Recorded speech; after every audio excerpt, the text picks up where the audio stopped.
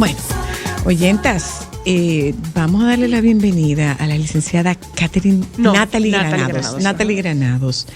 ¿Qué es un fonoaudiólogo? ¿Qué es fonoaudiología, Natalie? ¿Para qué sirve eso? ¿Con qué se come eso?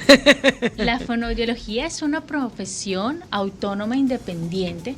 Es una disciplina que trabaja todo lo que es comunicación y los desórdenes en el ser humano. Todo lo que tiene que ver ¿Pero qué desórdenes? Los desórdenes comunicativos. ¿Los políticos están incluidos ahí? No. Deberían. Bueno, no, si no tienen una discapacidad relacionada. Ok. Pero cuando hablamos de desórdenes comunicativos, nos enfocamos en todas las áreas que tienen que ver con la comunicación. Por eso es tan importante un fonoaudiólogo. Uh-huh. Y las áreas que tienen que ver con la comunicación son el lenguaje, el habla, la voz, cómo nosotros pasamos los alimentos, que se conoce como función oral faríngea, y la audición. Es una disciplina fonoaudiológica bastante amplia, con bastantes campos. ¿Y por qué hablamos de desórdenes a nivel comunicativo? Que la fonoaudiología tiene desórdenes a nivel comunicativo. Es porque en el transcurso de nuestra vida se nos pueden llegar a presentar muchas dificultades. Y dificultades en diferentes áreas de las que acabo de mencionar. Eso es realmente la fonoaudiología. Ok. Lo que pasa es que nosotros pensamos como que fonoaudiología nada más tiene que ver con sonido. Y con sonido por audición, no necesariamente por emisión. Ok. Entonces sí. Y es clave porque realmente sí manejamos los sonidos. La comunicación es un sistema de símbolos que todos hemos ido construyendo a través de la historia. Y sí tiene que ver... Pero hablamos de audio, porque hay otras formas de comunicación, pero nos estamos refiriendo a comunicación oral. Comunicación oral. Okay. Entonces, es correcto decir que sí, los fonoaudiólogos nos encargamos de esos sonidos y de cómo esos sonidos se interpretan o cómo yo escucho esos sonidos. Pero también, y no nos quedamos solo en ese piso de comunicación oral, como lo decía, sino buscamos la manera en que cualquier persona pueda comunicarse. Uh-huh. Por ejemplo, las personas que no desarrollan esa comunicación verbal como la que estamos manejando nosotros, en un mundo tan diverso, ¿cómo podrían ellos comunicarse? Y hay demasiados medios y demasiados sistemas que nosotros podemos brindar esa oportunidad de dar. Sistemas como uno de los más conocidos es la lengua de señas, por ejemplo, ¿verdad? En discapacidades auditivas la lengua de señas es una gran herramienta. Pero no solo en eso, en discapacidades que los niños tienen donde el lenguaje no se ha desarrollado, ¿cómo yo puedo comunicarme? Bueno, si yo te hago una seña a ti, tú me puedes entender a mí. Entonces es una disciplina que nos encargamos tanto que el contexto, ustedes, las personas, me entiendan a mí y yo como persona pueda hacerme entender. Una pregunta, Natalie. Yo he visto, me ha tocado algo muy sorprendente. Recuerdo una clienta que era sordo-muda. Y a pesar de que ella con sus iguales se comunicaba en lenguaje de señas, con nosotros lo que no entendíamos el lenguaje de señas, ella hablaba. Y cuando yo le pregunté, me parecía muy curioso porque yo decía, ¿cómo tú hablas? Y entonces ella me dijo que la formaron, aparte de leer los labios, la formaron para entender que aunque ella no escucha, ella tiene voz. Y que su voz vibra. Y en base a eso, ella aprendió. ¿Eso se puede dar en nuestro país o no? Por vibración. Entonces, miren lo importante que es. Me dices una persona sordomuda. Uh-huh. Y desde el término ya estamos totalmente equivocados en usar como lo decimos eso. Ahora, políticamente correcto. Entonces sería una persona sorda o con discapacidad auditiva. ¿Qué es la discapacidad auditiva? Listo, algo me pasó a nivel de escucha, no escucho, pero ¿hay algo afectado realmente en mi voz? En su cuerda, exacto. En mis cuerdas. Entonces, yo no escucho, pero tengo toda la capacidad de emitir sonidos. ¿Cómo se da esa comunicación? Entonces, eso es importante. La rehabilitación... Porque, perdona, has hecho una salvedad. O sea, no es sordomuda. Exacto, es solamente sorda. Es sorda, ok.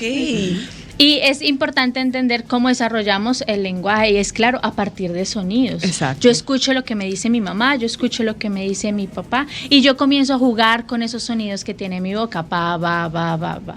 En una rehabilitación auditiva, cuando la persona tiene una amplificación como audífonos, implantes cocleares, entonces, bueno, esa entrada auditiva ya está disponible, por así decirlo. Entonces yo ya puedo escuchar qué es lo que me dice mi ambiente, mi cerebro retroalimenta y logramos producir. Eso es en resumen lo que una fonoaudióloga haría en una terapia auditiva. Y en ese caso, ¿es difícil para una persona que nunca ha crecido escuchando esos sonidos empezar a producirlos? Claro, entre más tiempo pasa sin estímulos, sin una rehabilitación adecuada y tampoco sin un tratamiento médico adecuado, pues más difícil va a ser adquirir esos procesos. Difícil, pero la fonoaudiología no es una regla para todo el mundo. Sino cada persona en particular y sus necesidades. Individualizada. Ajá, nosotros no podemos tener un manual donde decimos a Antonio, a Pedro y a Juan le hacemos lo mismo, porque nosotros no funcionamos igual. Cada quien crece y evoluciona así. Entonces, dependiendo también el diagnóstico que nosotros tengamos, dependiendo qué es la necesidad que tiene, nosotros intervenimos. Y eso es muy importante. La fonoaudiología, y yo creo que eso es una opinión muy personal, ninguna área de la salud puede trabajar sola. No, por supuesto. Sí, estamos ahí totalmente de acuerdo. Siempre va a ser, a nuestro entender, multidisciplinar. Todo va a ser multidisciplinar. Cuando un niño nace, vamos a hablar de un recién nacido, nacen los primeros exámenes auditivos, que eso es muy importante. Los niños deben tener exámenes neonatales y que incluyan audición. Sí, claro. Cuando un niño viene, el primer médico que le hace todo el implante le dice, no, este niño no está escuchando.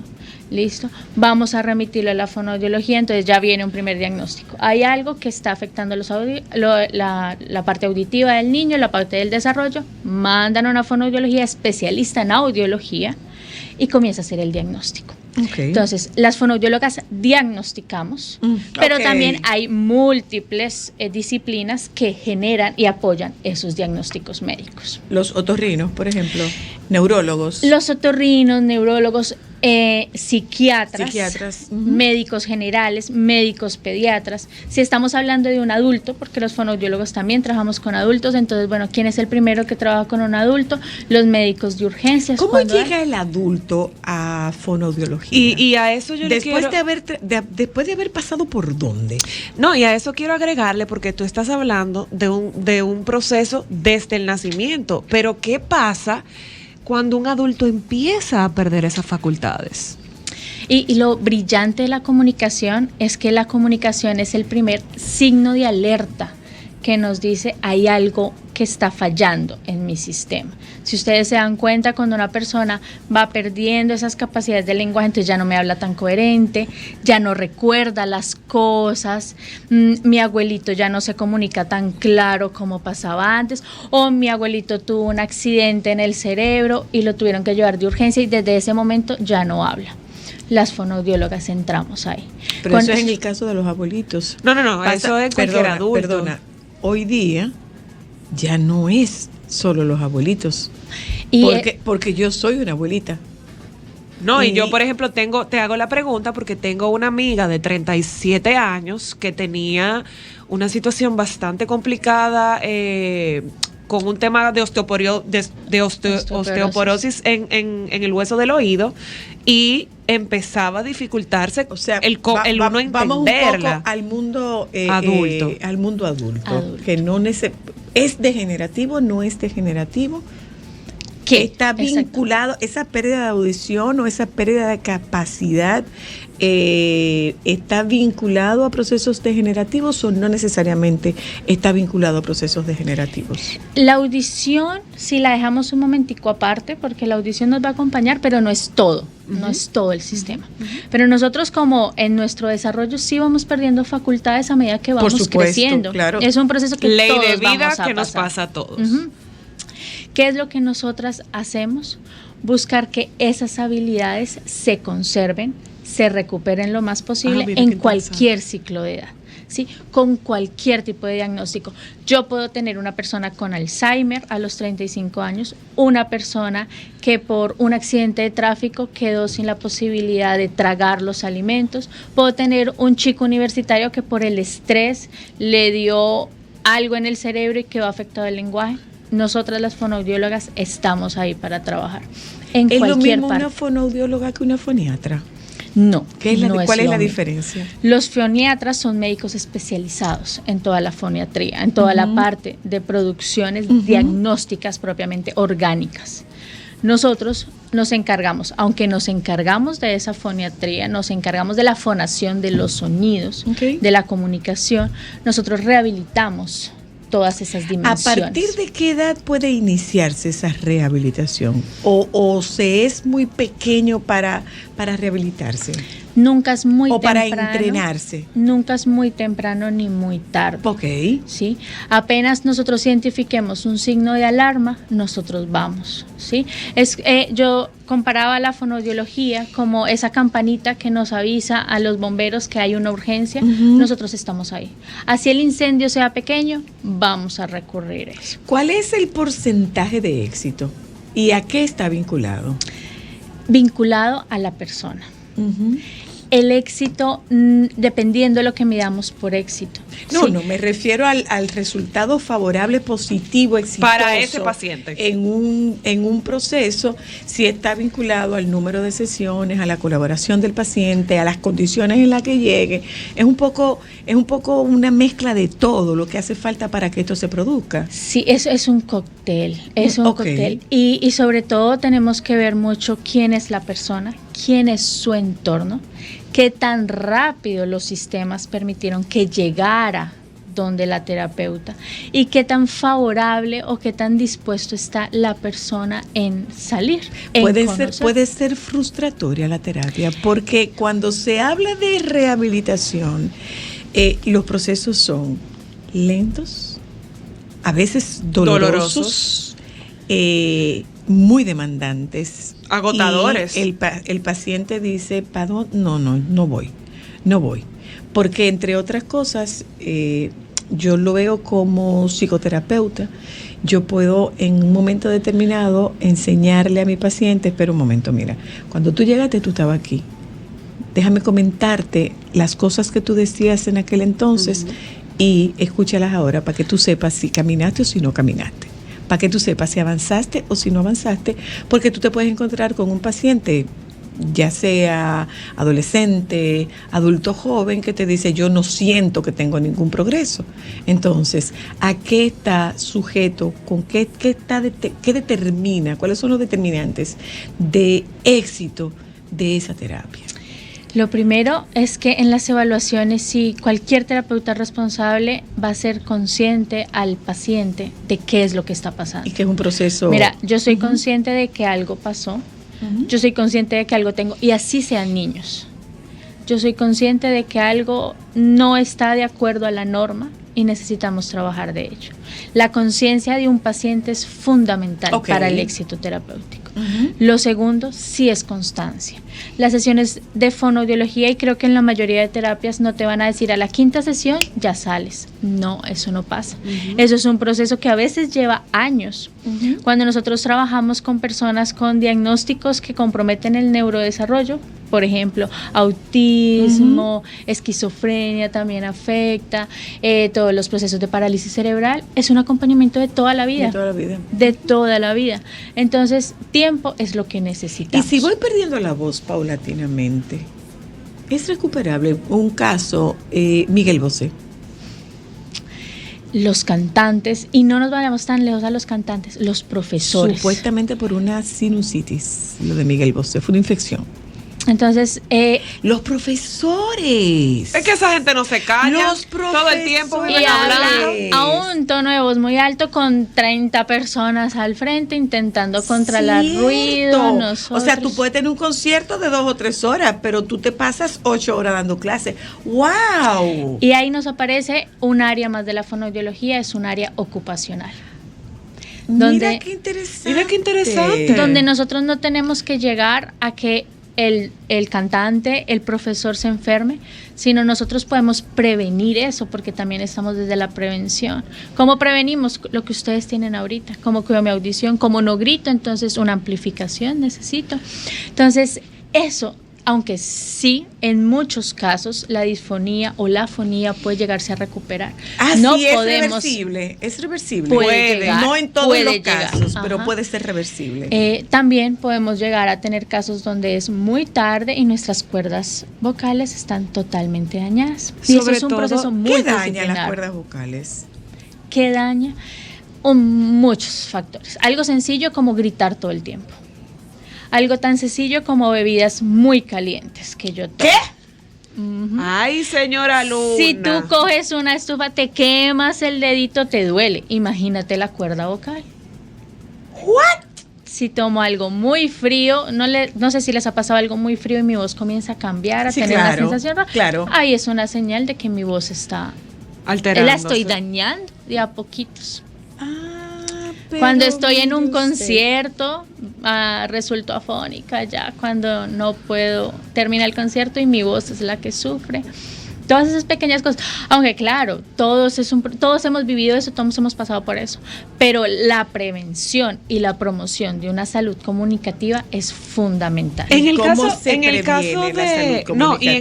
caso, por ejemplo, de las personas que viven de su voz, cantantes, comunicadores, profesores, terapeutas, locutores, animadores, que son los que más gritan aún utilizando un micrófono. ¿Cómo ellos pueden prevenir o hay ejercicios para proteger esta herramienta que es lo que les da de comer? Porque ese es su trabajo, hablar. Claro que sí. Hay muchos ejercicios que nos pueden ayudar. Por ejemplo, el silencio es un ejercicio que poco utilizamos. Sí. Los profesores terminan una clase y en vez de quedarse en silencio unos 15 minutos, ¿qué van? A hablar con el otro profesor. O a tomarse un vaso de agua bien frío porque hace mucho calor. El agua es importante. Y después que tú has calentado esas cuerdas vocales, enfriarlas tú las llevas para atrás. O un cafecito bien caliente. O un cafecito bien caliente.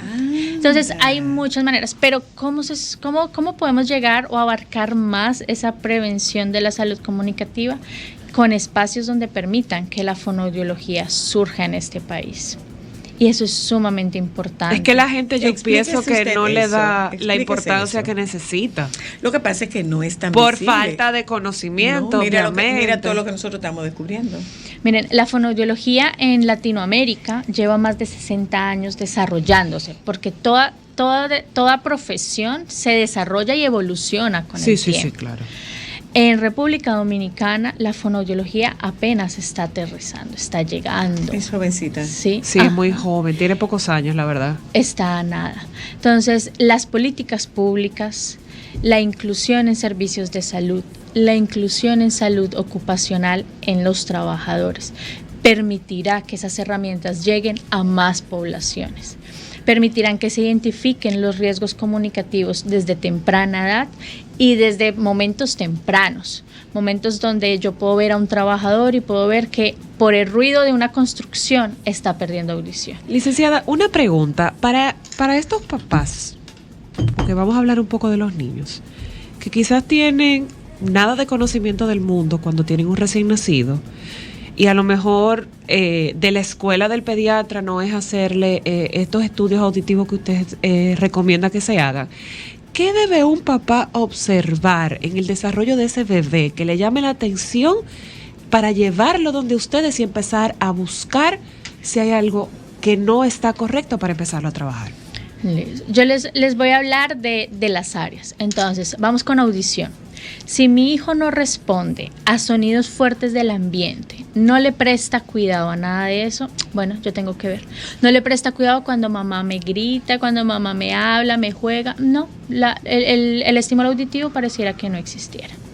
Les voy a decir cuando los niños en el lenguaje, cuando ustedes ven y le dicen, Pablito, tienes que traerme esto, y él pareciera que no comprendiera la instrucción, tienen que ir a terapia. Cuando mi hijo ya está cumpliendo más de los 2 años, incluso al año, y no dice palabras, vamos tarde para intervención, tenemos que comenzar a observarlo, ¿sí? Cuando mi hijo, porque no solo es antes de los 5 años, sino cuando mi hijo comienza los procesos lectores, porque la lectura es un proceso comunicativo escrito, y mi hijo le dificulta los procesos de leer, no comprende lo que lee o no puede aprenderse el abecedario, tiene que ir a una evaluación fonoaudiológica, ¿sí? Y les voy a contar una experiencia, y es, el niño estaba en diferentes terapias, diferentes momentos, terapia ocupacional, terapia física, poco control con terapia fonoaudiológica, pero hay algo que le había afectado, y era que el niño era selectivo en comer, ¿sí? Solo comía cosas que no tuviera que masticar, como purés, ¿sí? Entonces no me masticaba, él iba a odontología porque tenían que corregirle toda la parte dental, pero el niño, la odontología no le estaba funcionando porque el niño tenía malos procesos deglutorios, posicionamiento de lengua, tragar, etcétera, no podía.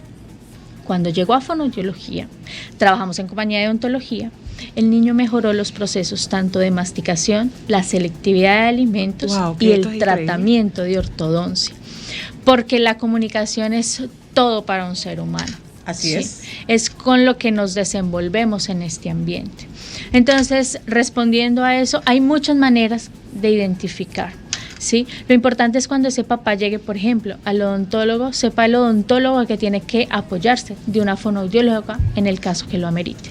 La profesora sepa que si un niño no está aprendiendo adecuadamente la lectura, sepa que tiene una fonoaudióloga para apoyarlo.